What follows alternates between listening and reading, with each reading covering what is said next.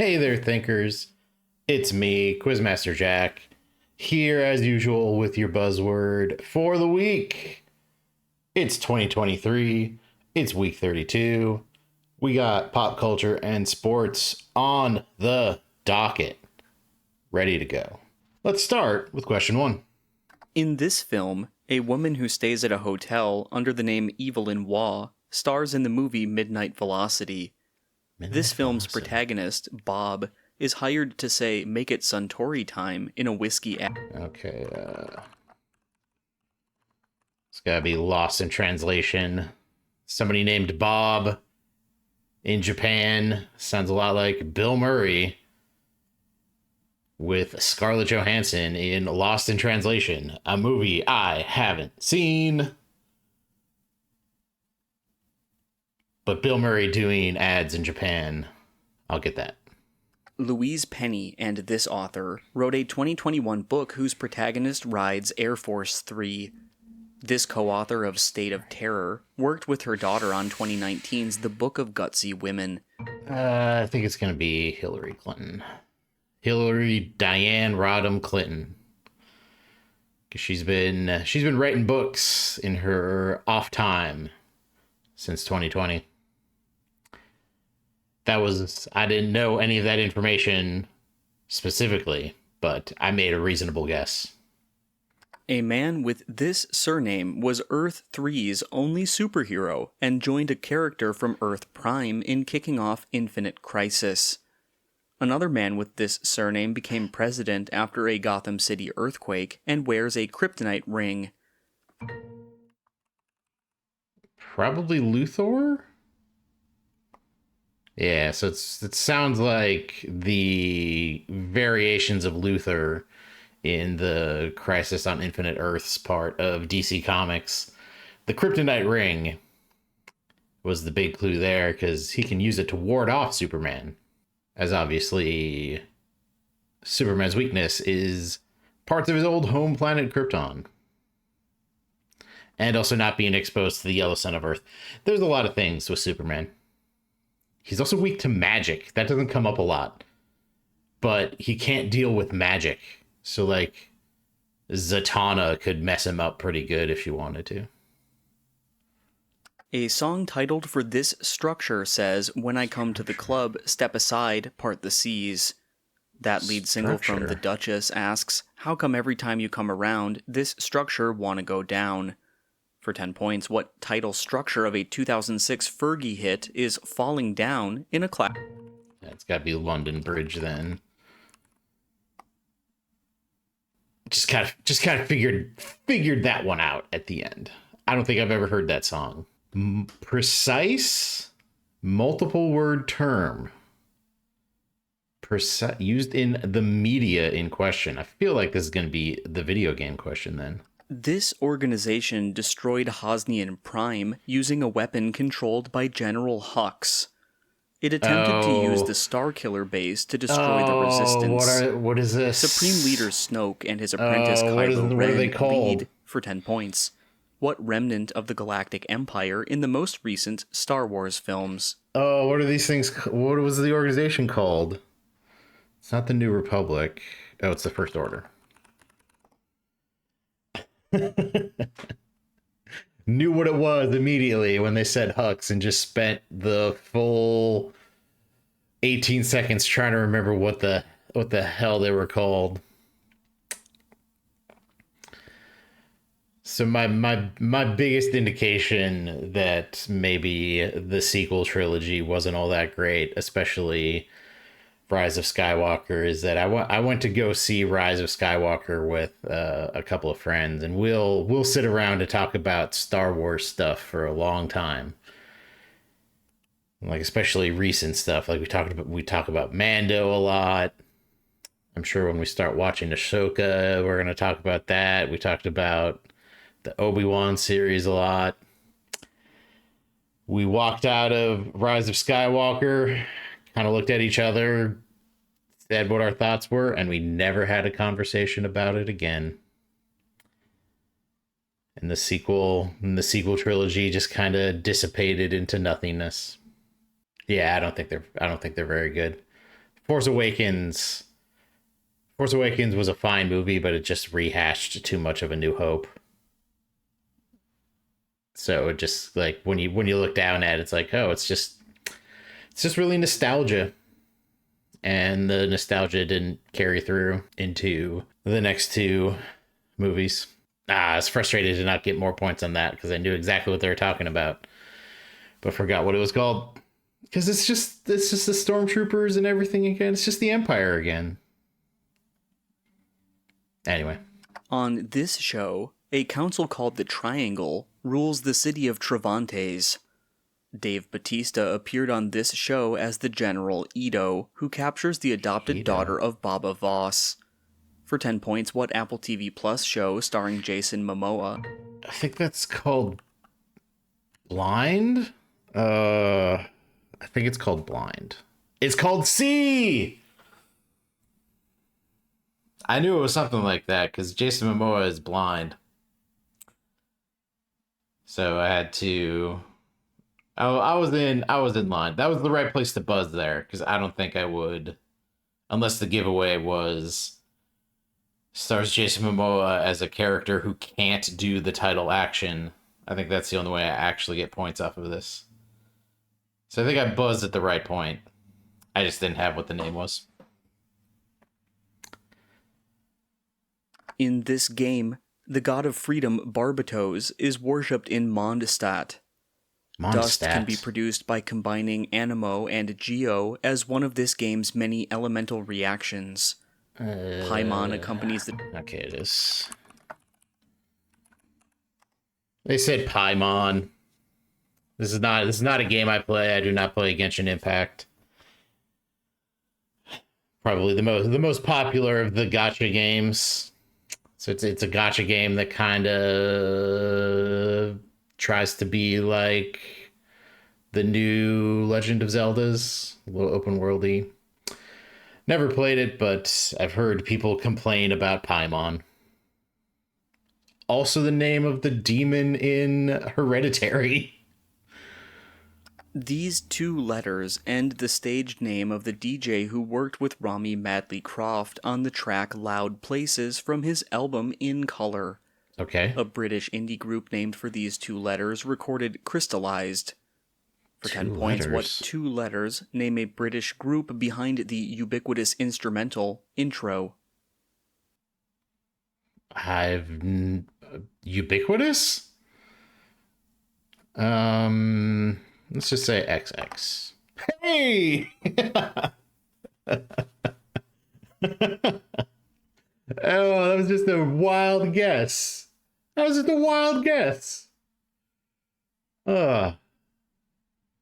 I had no idea what was going on. Full on, no clue. But just got a lucky guess to maybe save this round. Whew. On this TV show, aspiring baseball player Martin Brewer became involved with women played by Haley Duff and Ashley Simpson. This show co-starred Barry Watson and Jessica Biel as two of the Camden siblings. Oh, is that... For 10 points, what show with the longest ever run on the WB was about a minister's family? Yeah, I think that's Seventh Heaven. Yeah. All right. One of those weeks where outside of the Star Wars thing, which I should have gotten earlier, I will say that, just kind of like stuff that Quizmaster Jack doesn't know.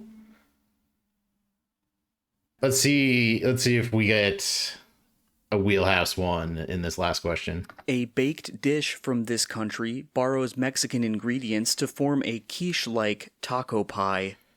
This country's kotbuler, made from ground beef or veal, are often served with lingonberry jam. Let's just go Sweden then. Lingonberry, that's the jam they serve at IKEA. And IKEA means Sweden. Yeah, like I said, that was just kind of a good questions, just not ones that I could jump on. But Scrapped and Scraped got a 113. Pretty solid score for not having a lot of knowledge. but that's just how I roll. Speaking of rolling, we're going to roll on over to sports. Segue. Before we continue our roll onto sports, I went over and checked, and the last word of that blind question, or the last word of the C question was blind.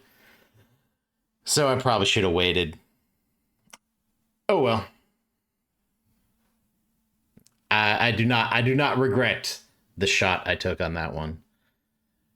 Starting this one off with college sports. Georgetown and this school were the two universities attended by 2023 slam dunk champ Mac McClung. This school made its first NCAA title game in 2019 under Chris Beard, but lost to UVA despite 15 points from Jarrett Culver. For 10 points, what school in Lubbock has teams... Okay. I know what school's in Lubbock. That's Texas Tech. One of my college roommates was from Lubbock, so he was a big Red Raiders fan.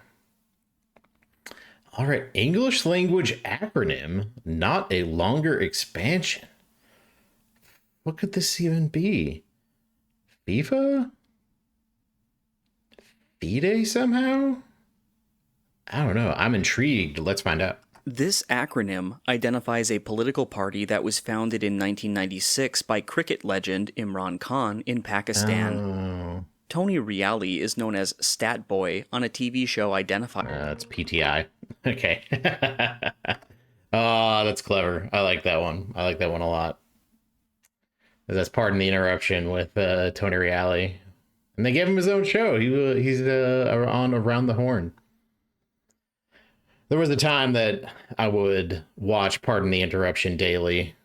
But now I realize there's you don't need to talk about sports all that much. You can just watch the sports and enjoy them and not worry about all the stuff that's going on in them on your free time.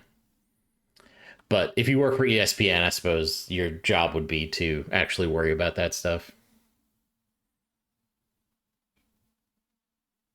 And hey, however you want to get paid. All right, on to teams. We got a basketball one already, so let's say football. In 2004, fans of this team began celebrating playoff wins on the Red Mile. This team's career goals leader is a Hall of Famer who was the first black player to score 600 NHL goals. Jerome Iginla played 16 seasons. He was on the Flames for the longest time, I think. Yeah, Jerome Iginla. Big Flames guy. Big Flames guy. The 2013 prosecution of this man inspired the character of Bobby Axelrod on Billions.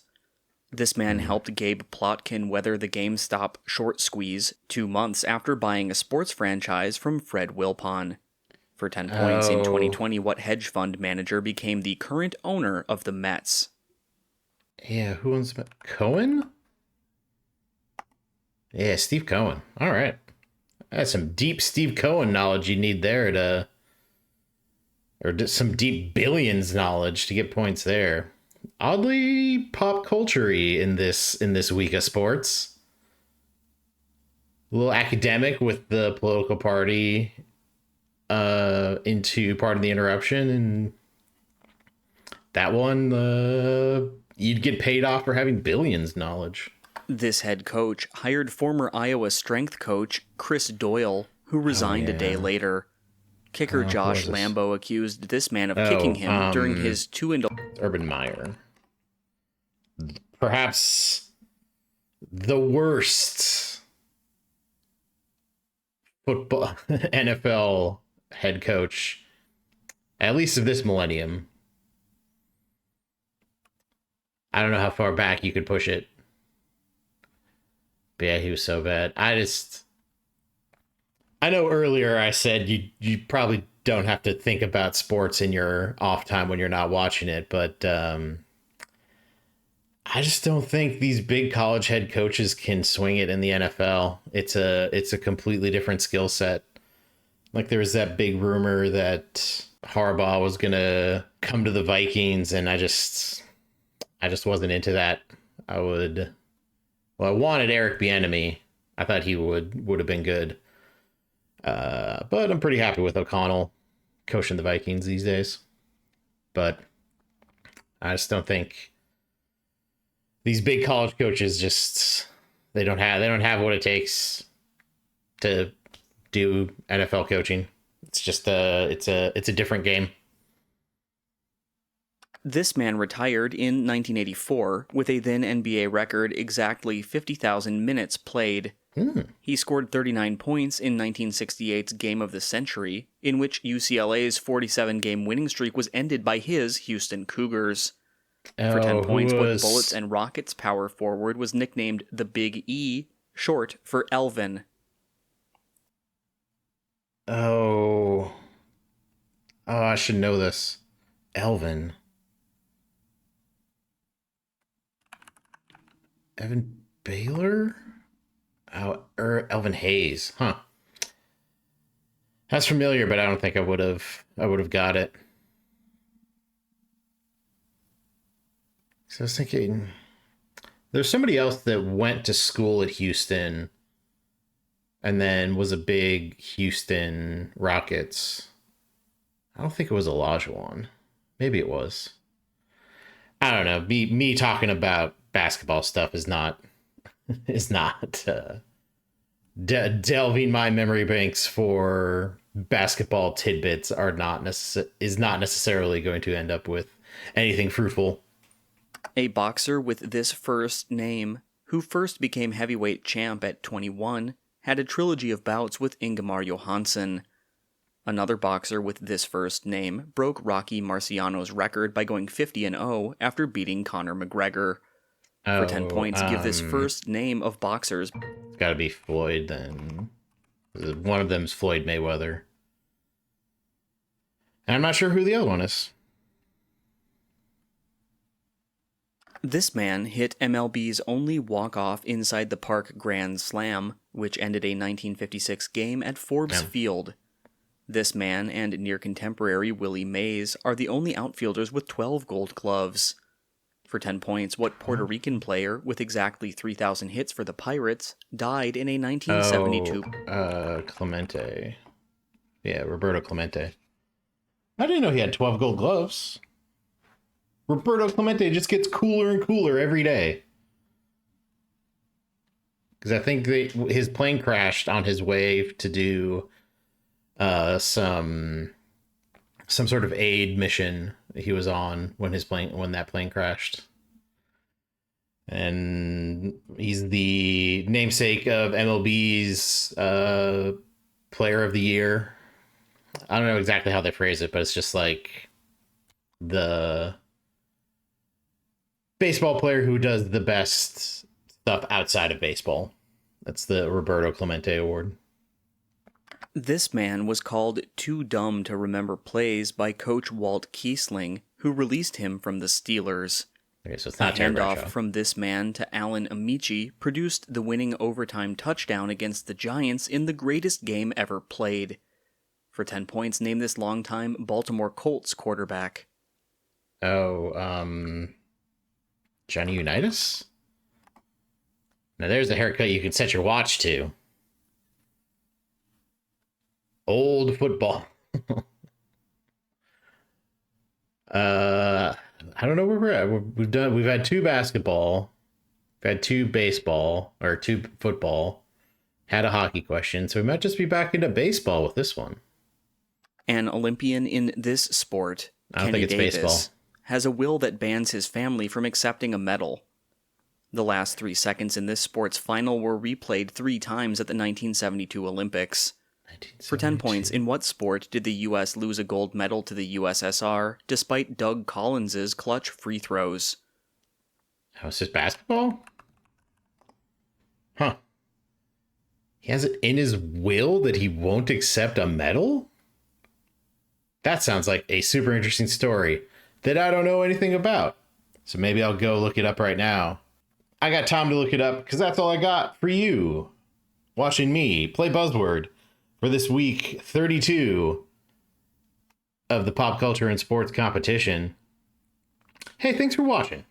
I really appreciate it. And if you appreciate me making these videos, you like them, you can hit that like button down there, subscribe to the channel, and check out the plethora of other videos I have doing the same thing on this very channel. And if you appreciate Buzzword, you can play it yourself by going to naqt.com/buzzword and checking out what games they have on offer for you. Hey, thanks for watching. I really appreciate every view I get. And we will see you down the road.